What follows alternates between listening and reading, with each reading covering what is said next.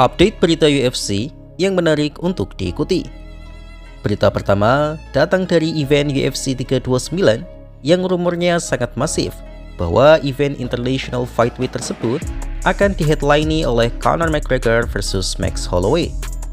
Menurut berita yang berkembang, saat ini UFC sedang dalam proses penyelesaian kontrak McGregor dan Holloway, dan uniknya mereka akan bertanding di kelas welter. Ya, sebenarnya ini tidak mengherankan untuk McGregor, mengingat hampir mustahil ia bisa kembali memotong berat badan ke kelas 155 karena ia sudah lama vakum, sudah berumur, dan yang lebih parah lagi, ia sudah tidak lama menjaga diet layaknya seorang fighter. Jadi, kelas welter adalah pilihan yang sangat realistis bagi trash talker terbaik seantero UFC ini. Namun, hal ini menarik bagi Max Holloway karena jika nanti beneran kejadian di kelas welter, ini akan menjadi debut Max untuk berkompetisi di kelas 170. Memang betul bahwa Holloway baru saja bertanding di bulan Maret lalu, tapi itu cukup realistis karena dia tidak perlu memotong banyak berat badan untuk mencapai kelas 170, jadi persiapan weight cut-nya tidak selama itu. Apalagi Max Holloway juga tidak banyak menerima damage dari laganya melawan Charles Oliveira, dan untuk masalah mental, saya rasa petarung veteran seperti Holloway tidak memiliki masalah itu. Sebenarnya dari sisi bakat murni, penonton MMA tentu tahu bahwa Conor McGregor lebih baik dari Holloway dalam hal striking maupun grapplingnya. Yaps, kalian tidak salah dengar, sebenarnya grappling McGregor itu bisa dikatakan lumayan bagus. Perihal Khabib mengatakan ground game McGregor itu nol besar, ya karena murni kalau dibandingkan Khabib.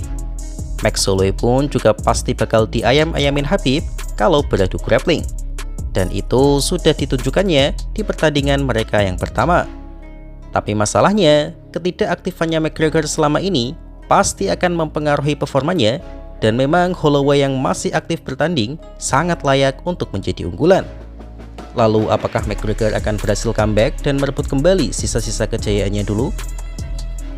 Atau ia hanya akan menambah catatan kekalahan beruntunnya atas orang yang pernah ia kalahkan? Kita tunggu saja pengumumannya nanti. Walaupun masih sebatas rumor, tapi sudah banyak media, fighter, dan bahkan Dana White sendiri percaya bahwa Conor McGregor benar-benar akan comeback.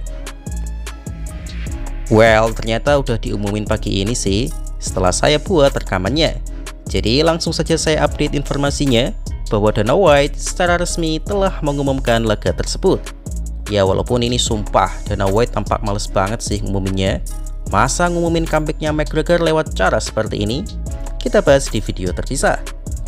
Ellison, Roy Ball versus Kavanaugh, Sandhagen versus Batista, BSD versus Patty Pimblett, July 11th International Fight Week in the main event, Max Holloway versus Conor McGregor, Krylov versus Whitaker on the prelims. Such a badass card. We got a badass summer coming up. Berita selanjutnya datang dari Justin Gaethje dalam menatap laga melawan Ilia Topuria di event UFC White House bulan depan. Dalam sebuah interview, wartawan bertanya, apakah Justin Gaethje berniat mengejutkan kembali dunia setelah ia mengalahkan Paddy Pimblett? Ya, perlu diketahui, banyak yang meragukan Justin bisa mengalahkan Paddy karena usia Justin dan juga kemampuan grappling Paddy. Tapi Justin berhasil membungkam itu semua dan mengacaukan rencana match up Topuria versus Paddy. Dan kali ini apakah Justin akan lebih bersemangat? Mengingat kali ini ia banyak diremehkan oleh banyak pengamat dan juga fans. Justin pun menjawab ia tidak khawatir dengan itu. Justin mengaku bahwa ia bisa melawan 10 gaya fighter dengan tipe berbeda, yang artinya matematika MMA tak akan berlaku bagi dirinya. Menurut Justin, hanya orang yang tak paham MMA yang mengatakan bahwa Justin akan kalah dari Topuria berdasarkan laga mutakhirnya seperti melawan Holloway dan Paddy. Yaps, banyak sekali yang mengatakan performa Justin atas Paddy tak mungkin bisa mengalahkan Topuria. Ditambah lagi Justin kalah dari Holloway dan Holloway berhasil dikalahkan Topuria. Jadi logikanya Justin akan kalah dari Topuria. Justin mengkritik pandangan orang yang berpikir MMA murni dari matematika seperti itu. Ya, ini ada benarnya sih. Berkaca dari UFC 328 kemarin, sudah terbukti bahwa MMA bukanlah matematika. Sean Strickland kalah 2 kali melawan DDP. DDP kalah dari Khamzat, dan Khamzat ternyata kalah dari Strickland. Jadi mungkin saja Justin membuat kejutan lagi. Justin juga mengatakan bahwa dirinya sudah lebih baik dari semua pengalaman yang dia dapatkan selama ini.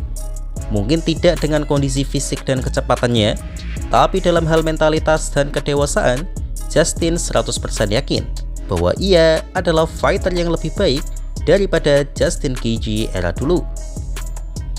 Ia bertekad untuk mengalahkan fighter yang digadang-gadang tak akan bisa ia kalahkan oleh dirinya di depan puluhan ribu fans Amerika Serikat di istana negara tercintanya, yaitu White House.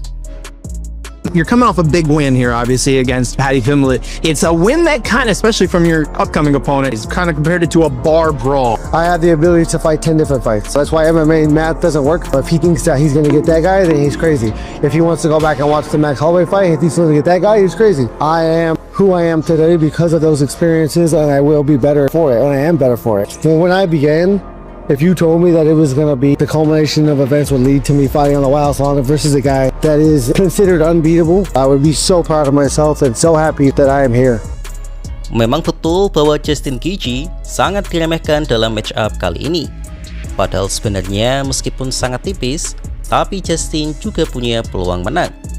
Hal itu disampaikan oleh Beneil Dariush yang mengatakan bahwa meskipun Topuria sangat layak diunggulkan, tapi dia merasa pertandingan nanti akan berjalan lebih sengit daripada yang banyak orang perkirakan. Ya, banyak orang memang berpikiran Justin akan langsung kalah KO di ronde pertama tanpa perlawanan berarti. Menurut Beneil, bisa saja Justin membuat kejutan nantinya, terutama jika Justin benar-benar mampu memanfaatkan kemampuan dirty striking-nya.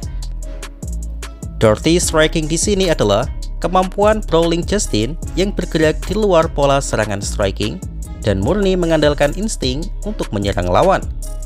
Ya, memang betul style satu ini membuat pertahanan menjadi lebih terbuka, tapi style ini juga mampu membingungkan lawannya, sehingga potensi untuk memukul balik sangatlah terbuka.